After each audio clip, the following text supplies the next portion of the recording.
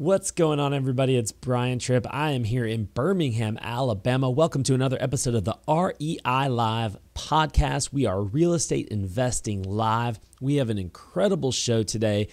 First off, I just want to say, if you are brand new, welcome to the show. We interview the very best real estate investors, very best entrepreneurs all throughout this great country. Today, we have an incredible show for you, and a show that I really believe is we're touching on a topic here that I feel like is not really talked about in the real estate space at all. And I've got my good friend Zack Childress. You know, I'm in Birmingham. He's up in Huntsville, Alabama, and he runs a RIA up there. I run one down here, and we've known about each other for a long time, and are just now really kind of connecting and really kind of understanding each other's businesses. So we jumped on a call. We're going to do a podcast for you guys, provide you with lots of value, and we're just chatting, you know, and we're just talking about different stuff in our industry, and the topic of coaching. You know, he coaches, I coach real estate investors, newer real estate investors. This topic comes up about just the coaching industry in general, and we spend a good chunk of time talking about the coaching industry and how it's evolved, you know, where it's been, where it is today, where we fit in, and where you might fit in to that kind of coaching atmosphere, that sphere, because we both truly believe in coaching. He was coached, I was coached, and we currently coach people to success, to great success in real estate. So we're firm believers in it. We just talk about the way it's evolved and, you know, what it looks like, and just that he's been doing it for a really long time, and he's gotten a little bit burned out on it. And we just talk about that. And so it's a really great episode. I never do an intro. I never do a little intro thing like I'm doing right now. And the only reason I'm even doing this is because we literally we were just chatting, and I was like, dude, let this be the podcast. And he was like, cool, let's do it. So there's no formal intro. That's why I wanted to give more of a formal intro right now. So when this picks up, Zack is just talking, and we were talking about, you know, he was saying something like he doesn't want to keep doing what he's doing, and he just picks right up. So I'm just gonna shut up and let Zack kind of take over from here. And I just ask him some questions about his business and about the business, the coaching business in general. And we have a really great discussion. I hope you stay tuned to this entire episode, and make sure you're hitting that subscribe button, because we love you so much and we're providing you guys with so much value. So here we go. My interview with Zack Childress. Because I'm going this weekend to Nashville. I got a 3-day event in Nashville this weekend. It's my last event. I'm not doing any more traveling next year. I'm not going out and doing seminars all over the country. Next year? I cut it all off. I said, look, I'm done. I'm shutting down the preview model. I'm shutting it all down. Wow. And I just had to, that's what this Wake Up Warrior has been really doing for me. Like, just making me really look at myself a little bit different and what I want. And so I said, look, we're going to hold our wholesaling boot camp here in Huntsville, our bus tour here in Huntsville, and our 2-day immersion. If they want the training, they got to come to me. And I'm done with it. I want to sleep at home every night. There's a lot to be said for that, man, especially for as long as you've been in the business. I'm just, man, I got a partner that wants a $100 million a year company, and I don't. Like, I don't have any desire to have a $100 million a year company. I just don't. I live a great life. I have lots of investments, and I don't want it, man. I just don't want it. I don't want this. I went from 20 employees down to 5. I just don't want it. I don't want it anymore. I don't care to be the biggest name in the industry. I've lived that life. You know what I mean? I used to be the Zack Childress, oh my gosh, Zack Childress. You know what I mean? And it was great, but at what cost to my life, you know? So I don't want it anymore. And I'm staying strong to that. Zack, I feel like we're in the podcast right now. I want to talk about this on the podcast. Well, let's talk about it then, man. Fire it up. Let's go. We're in it, man. I might do a little intro. I want to use that last thing you just said, because I think it's important. I think a lot of us I've talked about this a few times recently. A lot of us get into real estate for freedom, but most of us create real estate businesses that are they can get out of control. And you know what, Brian? That's the freaking craziest part. My real estate business is 2/3 of my income, and it's about 20% of my time. It's like I've set it up so much because that was the design of it, was freedom. I brought in deal partners. I've got people running things. I mean, I've literally put 20% of my time in my real estate business. 80% of my time comes from the training side, and it's 1/3 of my income. So let's talk about that. When did you start that? When did you start the training side? When did you decide that that's what you wanted to do, Zach, that you wanted to start, and why? Well, I mean, it really wasn't I didn't have like this desire to go out and be a trainer. I got recruited by a guy who wanted to start doing coaching programs 12 years ago, and he wanted me to be a coach for his students. And so I came on board with his company, and I started coaching his students, and they graded us like how successful each one of the coaches were. Well, I carried a 90% success rate. Well, the next thing you know, I had like 50 students from his company. And so my real estate business was suffering. All I was doing was coaching, helping people become successful. And then I just went to him and said, look, I can't do it anymore. So he said, well, look, write me a curriculum. Write me whatever you're teaching our students. Can you give me a roadmap to achieve that? And I did. And I gave it to him. And he was like, oh, we can't do this. This is going to cost us too much money. There's too much fulfillment in this. There's too many bodies. I'm like, well, that's what you have. That's the time. He's like, well, we only pay you for an hour per call. I'm like, yeah, but I'm giving them more than an hour.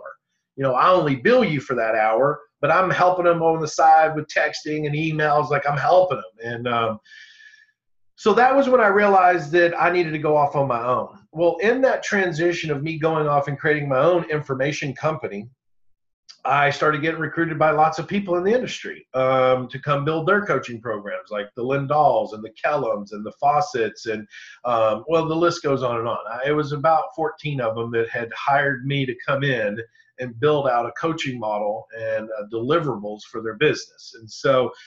And then that's when I realized really my niche was not so much an info marketer. My niche was fulfillment and content.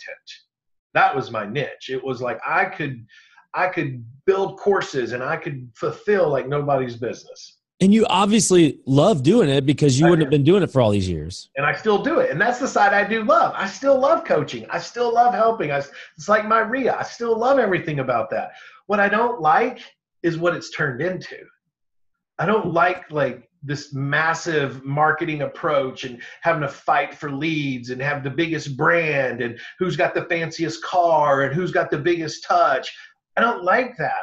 And that's where I get torn. And I've been torn over the years because, you know, when I was just starting out and I was helping and I was coaching, I was doing what I loved. And I had look, man, I still have students from 10 years ago that I helped to become successful that I still talk to this day. Like, it's a bond. Like, I didn't just coach them. I was part of their life. Yeah. I changed their life, their children's lives. And we built a bond through that. And that's the addicting part of this, because that's what fuels me. And I know that that's probably what fueled you for all these years. Is that's the part that it sounds to me like you feel like you want to get back, kind of recapture that.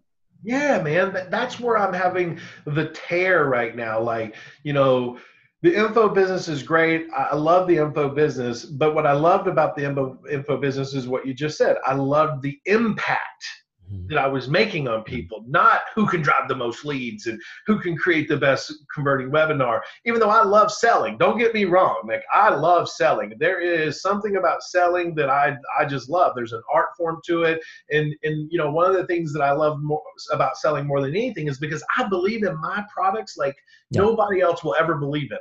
And I know if I can get it in the hands of somebody, it's an impact. And so I love that. But more than anything, I love the fulfillment. I love when someone steps up and says, you know what, Zach, you're the guy I want to be coached by. You're the guy I want to work with. That to me, I just get chilly bumps thinking about that. Like, that to me is a special request. Like, when someone says, look, I'm willing to turn over thousands of dollars for you to impact my life. I don't see that as a sell. I see that as a huge commitment on my side and theirs, and a huge responsibility for me to fulfill for them Yeah. to get them to where they need to be. So you've been in this, and we tried to do a podcast a week ago and had some personal internet issues on my end. But you told me last time we were talking that you've been in this for 16 years, I think. Yeah. And you've been in the coaching business for how long? I've been coaching for 12 years, but I've been on my own in my own company and brand for 10 years. So the question I have for you is, you've probably seen guys come and go in the coaching, the guru space, if you even want to call it that. Yeah. How has that evolved? I love that we're talking about this, by the way, because no one talks about this. And I think that this is really cool that we're talking about this. How is coaching specifically in the real estate space, how has that evolved in the last 10 to 12 years? It's evolved multiple times. I mean, it's not like one evolution, right? Yeah. Like when I got in 12 years ago, it was really all about the student, which is what drew me into it, right? Mm-hmm. And then what happened was it became all about the net profit. What's the minimum that we can do and still make a net profit? Well, that was what I was telling you earlier when I went to the guy and said, look, I'm out then, because, there's more to it than that, right? Like, and I try to explain this to people when I would help them with their coaching programs. I say, look, you will get more referrals from people that you help succeed than you'll ever get trying to drive leads yourself. I agree. And I'm like, so put everything you got into that student, and they'll spread the word like nobody's business. And, testimonials is like the number one form of marketing. Like, I can't tell you, my students on like our private coaching page, our Facebook I'm a Boss page, all those, like they shout out, just, this is your guy, this is your guy, this is your guy, and so it evolved into that. Then what happened was back then, most coaching programs back then were like $8,000 to maybe $15,000.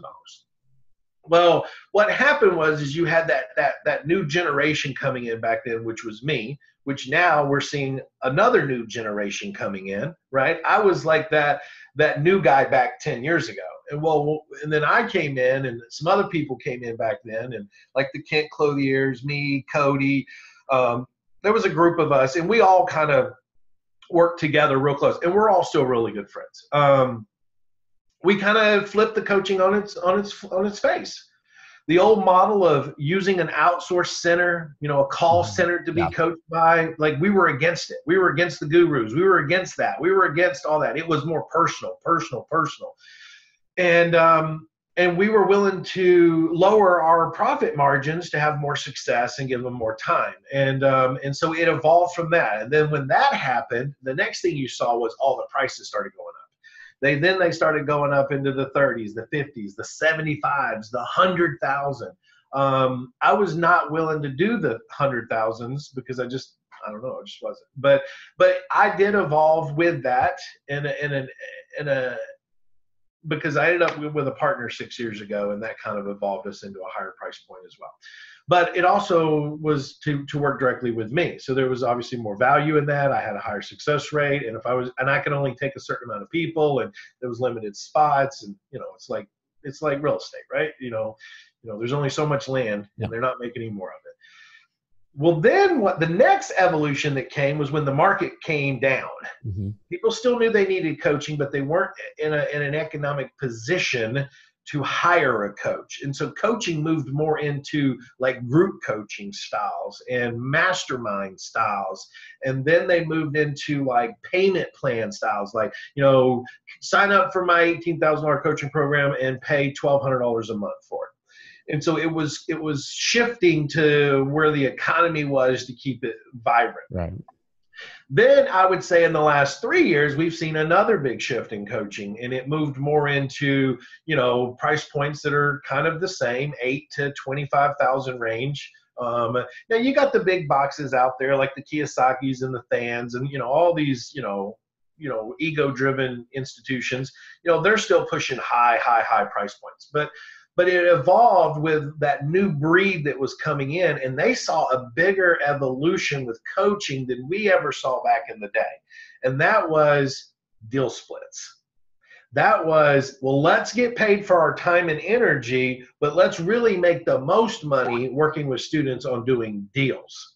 And so it was a push into like what we were talking about earlier, having a vested interest with the student, right? It was, look, pay me X and I'll stay in this and we'll do deal splits.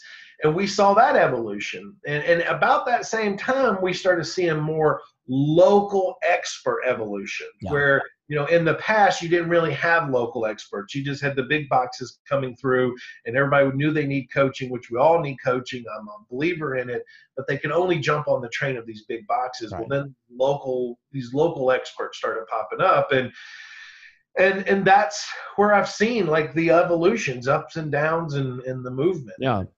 You threw out a name there, and I don't want to, I'm not here to throw out names we're not talking bad about anybody. I just want to kind of talk about the facts, really. Yeah, facts is it. You threw out Cody's name, Cody Sperber. And I know you're a good friend of his. You knew him when he was coming up.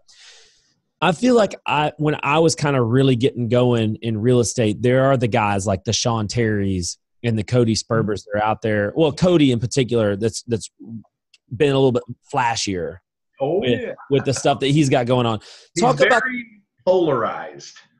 So talk about that. Talk about that for a second. Like that there's that polarizing figure that's out there as well as the coach or the quote unquote guru. No, it's a perfect question to ask, right? Because that you have to understand oh man, I love Cody. You know what I mean? Like I could pick up this phone right now and have an hour conversation with Cody, right? He's a genius. He's a genius when it comes to marketing. But Cody he's a very down-to-earth guy. He really is. But here's you got to understand. Brian, this goes back to that trying to capture the market, right? How do you be a blue ocean in a red ocean? How do you create the blue ocean, right? Well, there's only a couple of ways to do it. Create something no one's ever heard of, or be extremely polarized. Be extremely polarized. Which means they either love you or hate you. That's right.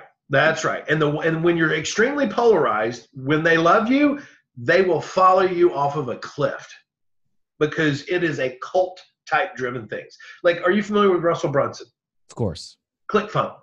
That is extremely blue ocean, cult-like driven. I mean, they will follow Russell to the end of time, right? And you got to think who Cody surrounds himself with. He surrounds himself with Dean Graziosi, Tony Robbins, marketing genius. All these guys are very $100 million a year corporations, and they've all influenced him in his network. And I think it's just who Cody is. He's like, look, man, you can like me or not. I don't care. But this is my life. I have Lamborghinis. I have the big houses. This is my life, and I'm going to show it to you whether you like it or not. And he uses that in his benefit. I'm probably the polar opposite of that. Because I'm like, look, I don't want a Lamborghini. I like my 2018 Tahoe that's paid for, right? I like my house that's paid for. No, it's not a 9,000 square feet house. It's a 4,000 square feet house, but it's paid for, like I don't like debt. I have no desire to try to go out and shoot videos in front of a mansion and be like, look at my life. That's just not who I am. I'd rather shoot a video of me sitting in my living room or out in the yard with the kids saying, look, this is my life. Like, this is my real life. And so I don't know if that answered your question or not, but I think it's just, it's taking advantage of the marketing message that's going to get you where you want to be. Yeah. And I think you said it perfectly when you said that he's a marketing genius, because he is. Yeah. And it doesn't matter what you think about him. You and I and now you've known him for years, but we had a chance to see him up close and personal and kind of lift the hood up a little bit to his business. And it's really interesting to see, in my estimation, how the coaching industry has changed just in the last 6 or 7 years, just since the bubble.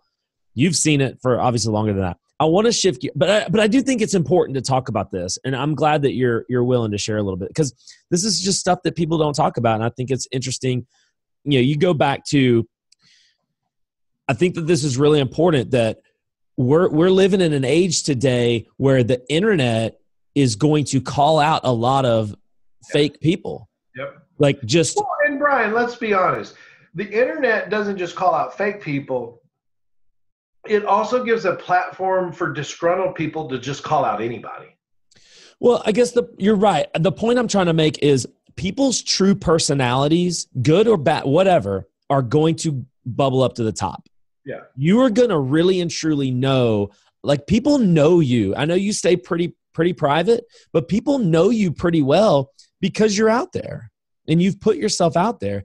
Like me, people pretty much know everything about me. Yeah. And that's what I've chosen to do. I've put myself out there. But what that means is that I can't be fake. I have to be me. If I start to be fake, people are going to see that and they're going to call me out on it. But you know what's funny, Brian, is you say that, and I agree with you. Like, that's the truth. But there's people out there that will still try to think that they can do that. Right. And that gives our industry a bad name. But the point I'm trying to make is that those people are actually like the light is going to shine in dark places. Like it will be exposed. It has been exposed, and it has exposed people that are no longer in the business because they can't be in the business. Well, and that just goes back to like, one of the things Cody said that I think is powerful is he protects his brand like nobody's business. Yeah. Like if you go look at any bad comment that's ever been written about him, he is on that and he is on that person. Rah, boom, boom, boom, boom, boom. No, you don't know me. You don't know this, and I came from a world of understanding SEO, and it was like, don't contribute to their blog, right? Don't contribute to that. It helps it. But he made a really good point about that. And he's like, look, man, do you believe in your product? I'm like, yeah. He's like, well, then speak up about it. Because one of the things I had to learn a long time ago, and it really hurt me, man, when I first got into this 10 years ago as an information guy, and somebody wrote a bad comment about me, and I was like, I couldn't sleep, man. I couldn't freaking sleep. I was up like, are you kidding me? Are you kidding me? But one of my mentors said, Zach, look, if you're going to go to the top and you want to touch masses with your message, you've got to be okay with people not liking you. You've got to be okay with it. It's so hard, man. Like when you and I I think share this is that if somebody writes, like even this morning, I'm reading a YouTube comment and the comment said, this is how silly this is. This is how hard I take the silliest stuff. Yeah. The comment said, that's a terrible angle to shoot that video at. That was the comment. And it was like a piercing spear into my heart. Like, oh, are you kidding? Yeah. And so like, I take everything so serious, and I'm really sensitive to that because I try to be the absolute anti-guru. Like like gurus would not be talking about what we're talking about in a live meeting right now. No. Like I try to be the anti that. I want to give them, I'm an open book. I want to give you everything that I have. Do I have coaching? Yes. Do I charge a lot of money for it for my personal time? Absolutely. And it is 100% justified. And I have no problem saying that, just like you don't have a problem saying that. Right. Where people get in trouble is they try to pitch that, and they are not who they say they are. They're no longer in the business, whatever it is, and they're being exposed. Or the worst that I think would relate to what you're saying is somebody who did it 10 years ago, and they're trying to act like they're current and they're in the market. Totally. And that's like what really gets me is I get comments that'll say like, "Oh, this guy doesn't invest." Are you kidding me? Like, it drives me insane because like, come to my market. Look at all the rehabs I got going on. Look at all the rentals I have. Like I'm in this. And so I find myself in a place of wanting to justify and go back at them. But then I'm also the type that says, why put that energy into that when I could focus it somewhere else? But that goes back to what I was saying. Like, if it's your brand, you got to protect it. And I haven't really looked at it from that view. I've always looked at it from why would I waste energy on this negative person? Got it. But there's a message to that of, say your piece and move on, right? Like you got to stand up for your brand. I agree. I want to shift gears for a second while I've got you, because I think that this can provide value to people as well. You have a RIA. I have a RIA. There are a lot of people out there that have RIAs. I want to talk about that culture for a second, because you've been in this a lot longer than I have. And I'm interested to know, and I think there are a lot of people that are interested to know. the way I see it, and again, I have a very limited perspective because I haven't been in it as long as you have, but the way I see it is the older RIAs that have been around, when I say RIA, I'm talking about Real Estate Investor Association, just for those that are following. The older RIAs seem to be, to me, more like landlord association type of things, where you got the older guys sitting around talking about the good old days. And they want to bring in a selling speaker every month or every other month. Oh, man, I can tell you about this. And it's just not, it's like old model, and it does not work today. Well, that's why we started what we have. And I just want to get your take on it. So you got to think, who started the RIAs? I don't know.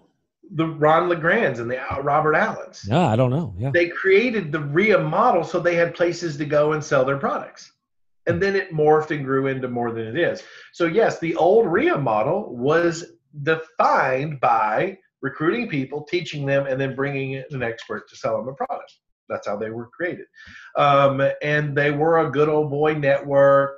So I'll give you an example. So 10 years ago, when I took over the RIA here in Madison County, Northern Alabama, that was what it was. That was exactly what it was.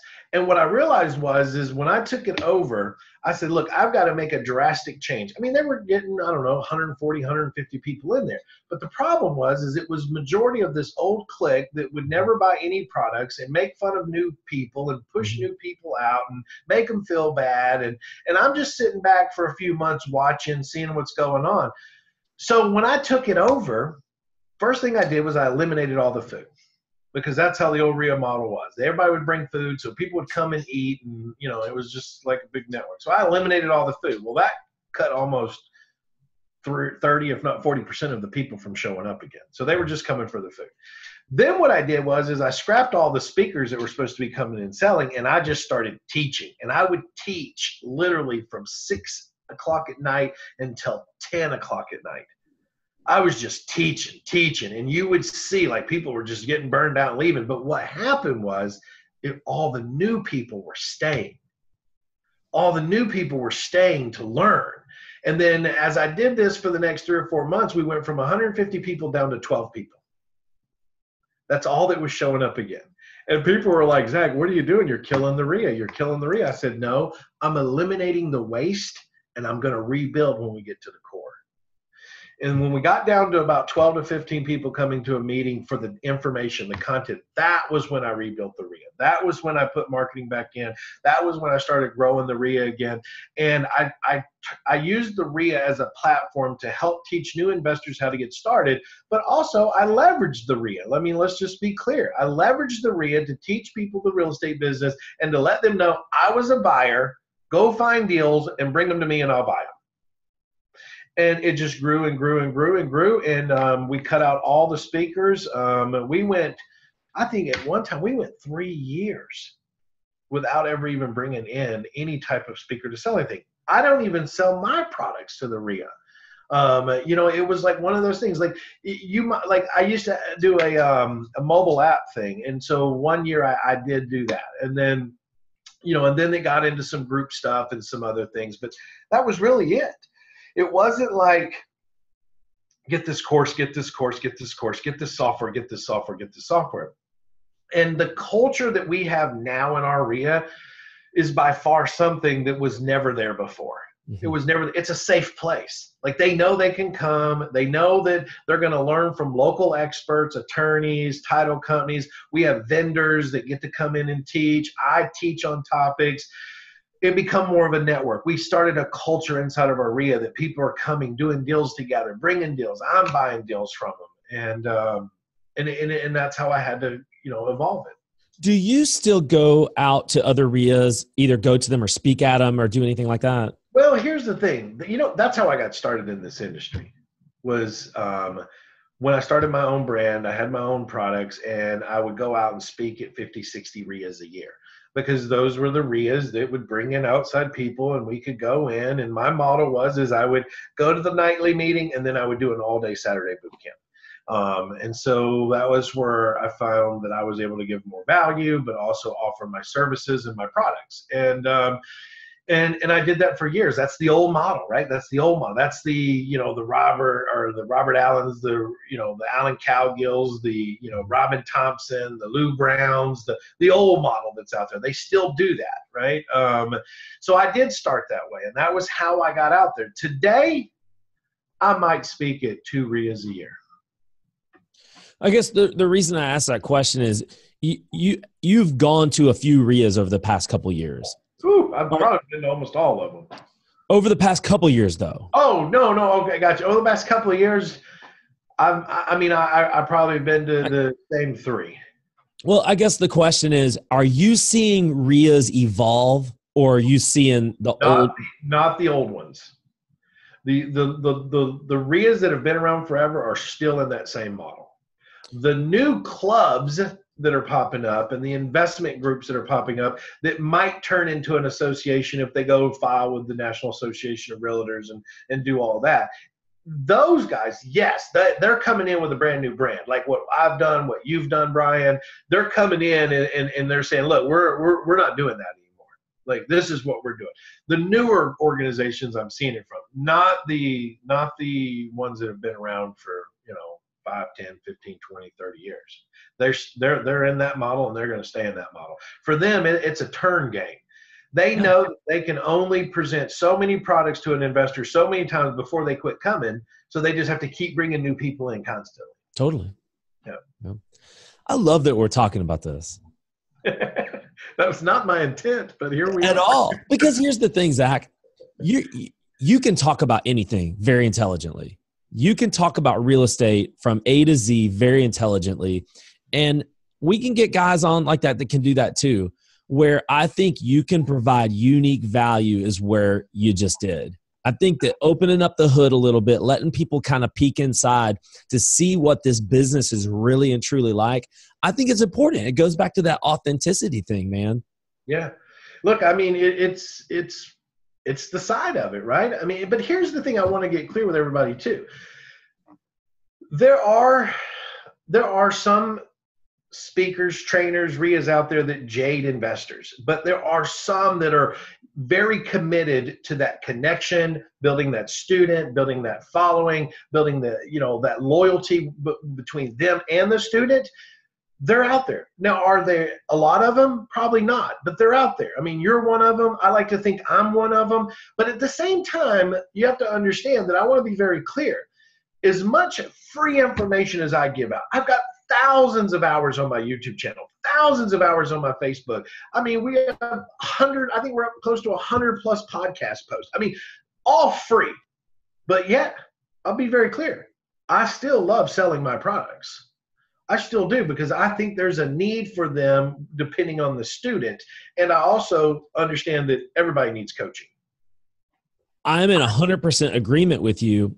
The point I'm trying to make is people seeing this side of you and me, it just kind of opens up people's perspectives. Just being honest with you, I've got a RIA in Birmingham. You've got one up in Huntsville. We're about an hour and a half away from each other. I've heard lots of stuff about you that's totally not true. And you've probably heard lots of stuff about me that's totally not true. The great thing about the conversation we're having now is that I think of you totally different. And I think that there's a lot of people who are listening to this that are going to start looking at you a lot differently just because they didn't know you before. Right.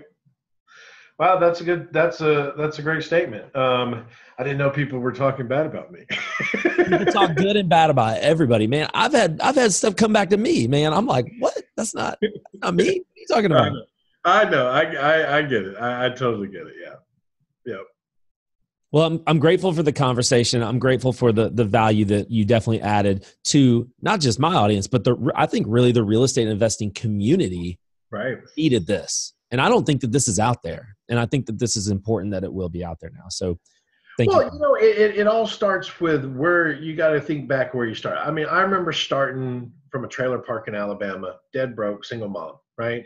And I never knew where I was going to go or what was going to happen from it. And then I was fortunate enough 16 years ago to get invited to a seminar that introduced me to real estate. And it was a big commitment. And I did buy coaching at that seminar. And it put a target on my back. But what it did for me is it allowed me to see a way to move into real estate that I never knew was possible. And I think that's the ultimate message for people is like, they're looking for a way out. Who they pick is their choice. Who they pick is someone that they're going to connect with, have synergy with, have trust in, and has the ability to deliver what they want. And I think that is the choice of the student. But I think what the choice of the student has to always be is how do they get out of the situation they're in? And that's through commitment, and that's through making change in their life. And I was fortunate that I was willing to do that 16 years ago. And it led me down a path of just all kinds of great things, because real estate has done amazing things for me. I mean, when you consider like how I've set up my real estate business now, I mean, we were talking about this earlier, 20% of my time is in my real estate business. Yeah. Do I give up, portions of my profits on deals to have deal partners? Yes. But I do that so that I can do multiple deals and not have to be so tied down with it. And I take that money and I roll it into rental properties. But I started as a wholesaler. I started wholesaling to build the revenue, to get into rehabbing, to get into buy and holds. And it was a journey, but that led me into multiple paths. It led me into owning multiple companies. It led me into being here right now with you, Brian. It led me into being a thought leader in our industry. It led me into writing books. It led me into creating courses, because I sat back and thought about the struggles I went through learning from courses that were outdated or not up to date with, or left things out. And I said, well, man, maybe I can do a better job at this. But it's funny, I was thinking about this the other day. You could be the best educator, you could have the best content, you could be the best fulfiller in the world. But when you're still writing courses, you always still leave stuff out because you're not thinking about it at the time. And so, and then as Facebook evolved, we start these Facebook groups to still help people. And I just think about like what 16 years has looked like for me, from starting nervous, scared, put my coaching on 5 credit cards to where I am today with 2 best-selling books and, courses all over, students all over the world. I always say it, I'm blessed, I'm focused, and I'm me. Like those are the 3 things. I love listening to your story. It resonates with me. I think we have very similar backgrounds, very similar stories. Before we go, tell people you have a new book out, right? Is it still free? I do. It's a free, but you have to pay for the shipping. All right. Tell people how they can get it. They can go to Amazon. You can go to Amazon. It's the book's called My First Deal Playbook. It's right there. My First Deal Playbook. Your pocket guide to real estate success. It was all over my Instagram feed. You were like stalking me on Instagram for at least 3 months. It's probably a cookie we put on your computer. Awesome, man. Guys, go pick up that book. I haven't even done it, so I definitely got to get a copy of it. But go pick up a copy of the book. Zach's been in this business for a very long time. He knows what he's talking about, so definitely get in contact with him. Are there any other ways that people can get in contact with you? If they're coming through Huntsville, when do you guys meet? We try to meet the first Thursday of every month. Okay, but they can find you on meetup.com for sure. Oh, yeah. And I think you can find me through the book. Look, I'm all out there. He's out there. You got a Facebook group as well. Guys, go find Zach. We'll link all that up in the show notes so you guys can have easy access to that. But make sure you're hitting the subscribe button. We love you so much, and we'll see you next time.